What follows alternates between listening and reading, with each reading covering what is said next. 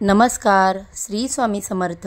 मी शर्मिला माझ्या या यूट्यूब चॅनेलमध्ये माझ्या सगळ्या गोड यूट्यूब फॅमिलीचं अगदी मनापासून स्वागत करते।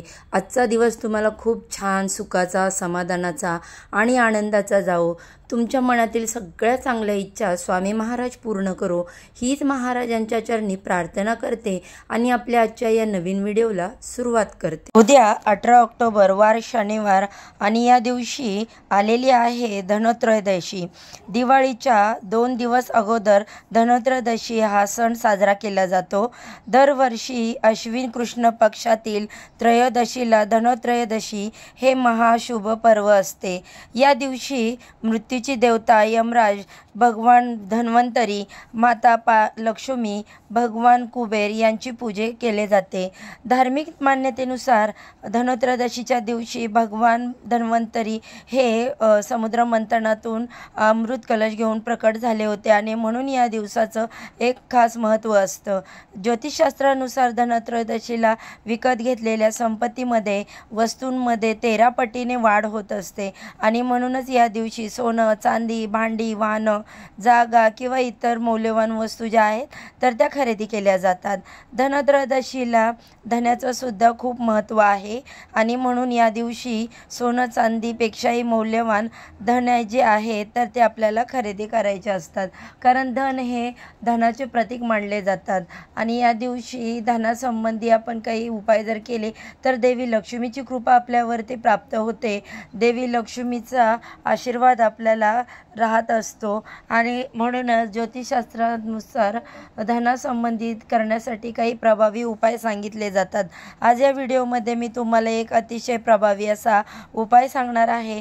उद्या शनिवारी धनत्रयोदशीला घरामध्ये इथे ठेवा मुठभर धने, घरात पैसा येईल, कर्ज फिटेल, 7 पिढ्यांचे दारिद्र्य नष्ट होऊन पैसा, सुख, संपत्ती, ऐश्वर्य प्राप्त होईल आणि पुढील 7 पिढ्या काहीच कमी पडणार नाही।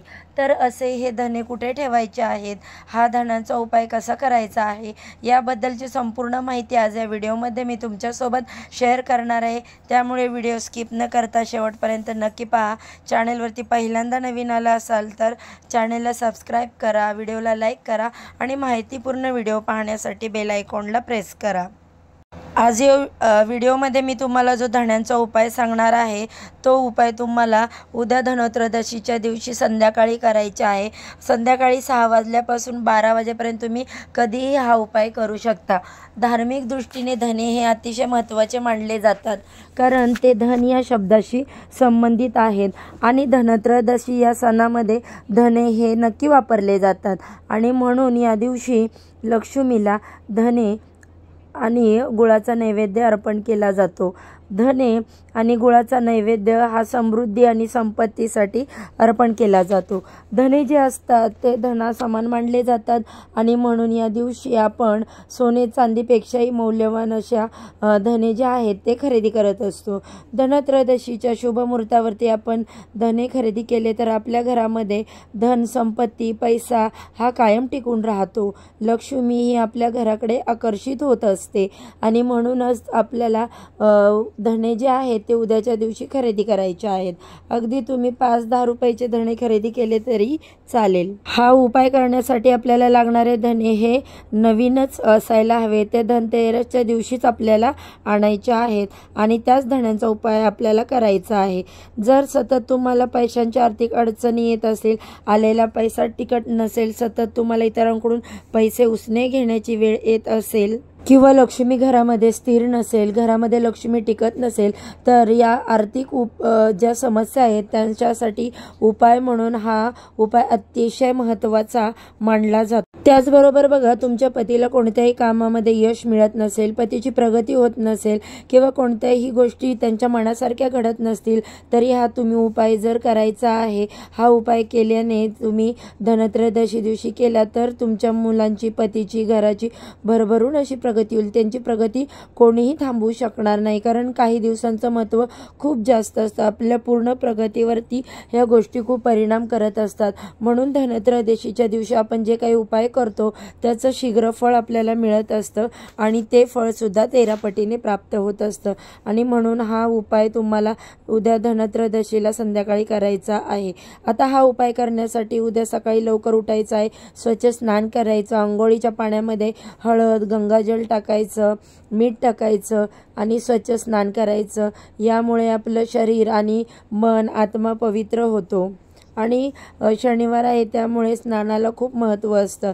यानंतर स्वच्छ कपडे परिधान करायचे, आपल्या देवघरातील देवांची विधिवत पूजा करायची, धूपदीप अगरबत्ती ओवाळून घ्यायचं आणि वातावरण प्रसन्न करायचं. यानंतर संध्याकाळी हा उपाय तुम्हाला करायचा आहे.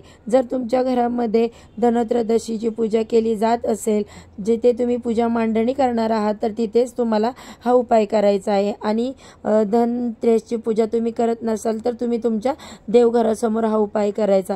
कारण बघा, बऱ्याच घरांमध्ये धनत्रयोदशीची पूजा न करता लक्ष्मीपूजना दिवशी, दिवाळीच्या दिवशी सगळी पूजा एक दिवशीच मांडली जाते. प्रत्येकाने तुमच्या घरामध्ये हा उपाय करायचाच आहे, कारण वर्षभरातून एकदाच हा उपाय केला जाणार आहे. आणि धनतेरसच्या दिवशी खरेदी केलेलेच 1 वाटी धने घ्यायचे आहेत. त्यानंतर तुम्हाला एक मातीचं बोळकं किंवा मग सुगड घ्यायचं आहे. ते बघा, आपण धनतेरसच्या दिवशी 5 सुगड घेतो आणि त्याच्यामध्ये धान्य भरून त्याची पूजा करून केली जाते बघा. तर असं एक तुम्हाला मातीचं बोळकं घ्यायचं, त्याच्यावर कुंकवानी स्वस्तिक काढायचं आणि त्याच्यामध्ये तुम्हाला बोळक्यामध्ये ते धणे भरायचे आहेत. संपूर्ण जे सुगड आहे ती संपूर्ण भरायची आणि त्यावरती तुम्हाला 1 रुपयाचं नाणं ठेवायचं आहे. यानंतर हे सुगड जे आहे ती माता लक्ष्मी समोर ठेवायची किंवा जिथं तुम्ही धनतेरसची पूजा केलेली आहे तिथे ठेवायचं. आणि त्या बोळक्याची किंवा त्या सुगडची त्याने अक्षदा, हळदी कुंकू, धूप दीप लावून, अगरबत्ती लावून हे फूल अर्पण करून विधिवत पूजा करायची. माता लक्ष्मीला हात जोडून प्रार्थना करायची आणि लक्ष्मी मातेचा आशीर्वाद मागून घ्यायचा. तुमच्या घरामध्ये ज्या काही धनाबद्दल समस्या आहेत त्या दूर होण्यासाठी मनोभावे प्रार्थना करायची. आणि यानंतर हे धने तुम्हाला घेऊन त्याचे उपाय जे मी तुम्हाला सांगणार आहे तर ते तुम्हाला करायचे आहेत. आता जे धने तुम्ही सुगडमध्ये भरून ठेवलेले आहेत त्यांनी तुम्हाला त्यातील थोडेसे धने उजव्या हातामध्ये घ्यायचे. यानंतर आपल्या घरामध्ये जो व्यक्ती कमावून आणतो, धन पैसा कमवून आणत असतो, कष्ट करत असतो, तर त्या व्यक्तीला आपल्या देवघरासमोर बसवायचं आणि एका ताटामध्ये तुम्हाला दिवा प्रज्वलित करून घ्यायचा, कुंकवाचा गंध तयार करायचा आणि त्या व्यक्तीच्या कपाळावरती गंधाचा तिलक लावून त्यावरती तुम्हाला अखंड अक्षदा चिटकवायच्या. दिव्याने ओवाळून घ्यायचं, औक्षण करायचं. एखादी सोन्याची अंगठी असेल तर ती सुद्धा त्या व्यक्तीवरून ओवाळून घ्यायची. आणि यानंतर लक्ष्मी समोर जी बोळक्यामध्ये सुगडमध्ये धने ठेवलेले आहेत ते उजव्या हातामध्ये घ्यायचे आणि ज्या प्रकारे घड्याळाचा काटा फिरतो त्या प्रकारे आपल्या पतीवरून हे धने हे ओवाळून घ्यायचे आहेत. किंवा मग तुमच्या घरामध्ये स्त्री धन संपत्ती पैसा कमवत असेल तर तिच्यावरून तुम्हाला ओवाळून घ्यायचे आहेत. आणि हे धने तुम्हाला त्याच दिवशी रात्री तुळशीमध्ये किंवा झाडाच्या कुंडीमध्ये टाकायचे आहे. त्याची कोथिंबीर तुम्हाला उगवायची आहे.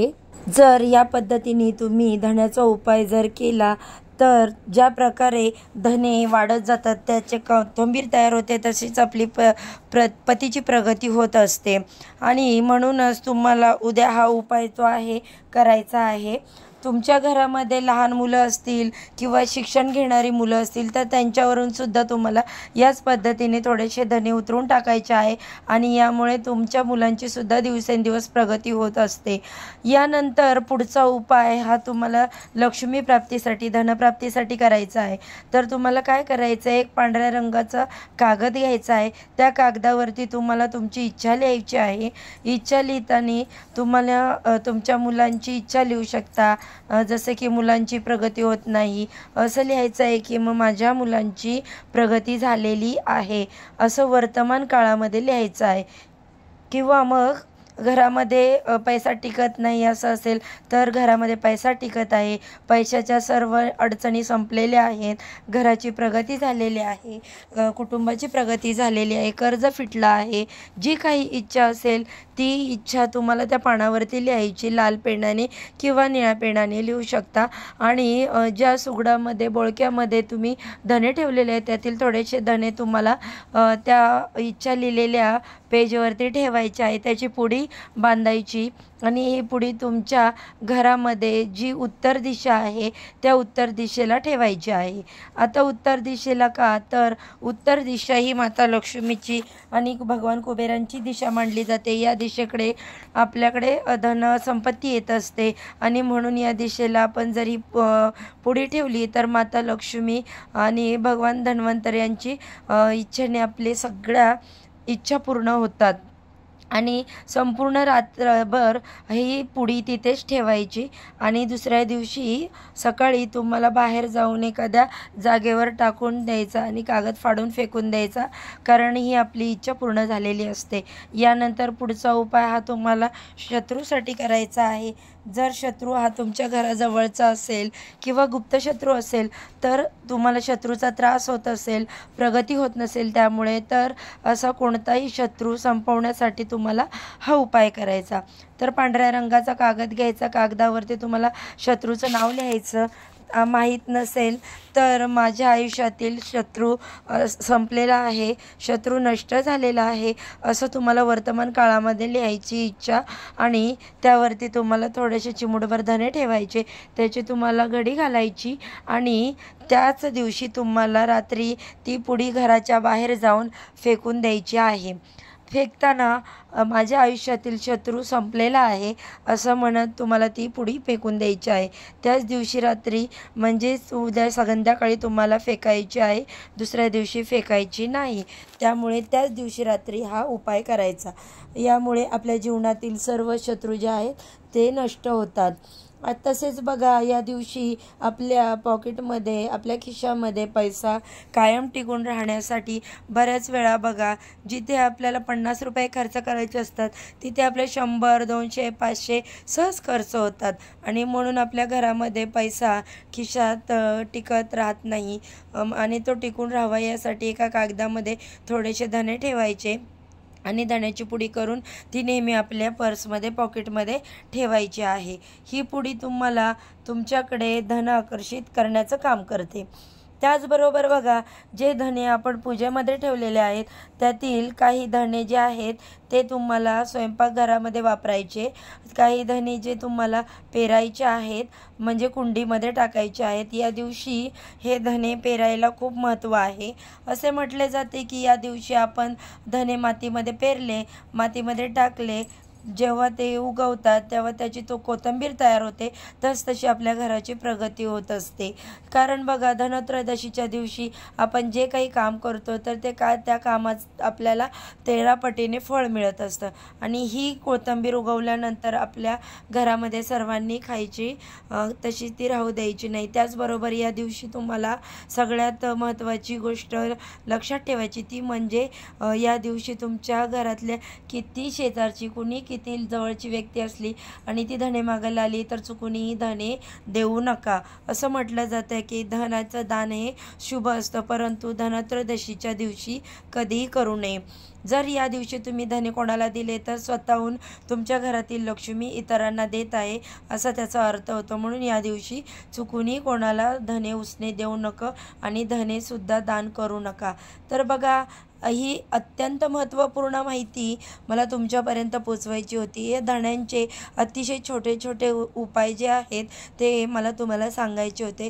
व्हिडिओ जर आवडला असेल तर व्हिडिओला लाईक करा, चॅनेलला सबस्क्राईब करा आणि असेच माहितीपूर्ण व्हिडिओ पाहण्यासाठी बेल आयकॉनला प्रेस करा. चला तर मग आजच्या व्हिडिओचा इथेच एंड करते आणि माझ्या सगळ्या गोड यूट्यूब फॅमिलीला धनत्रयोदशीच्या खूप साऱ्या शुभेच्छा. सर्वांना श्री स्वामी समर्थ.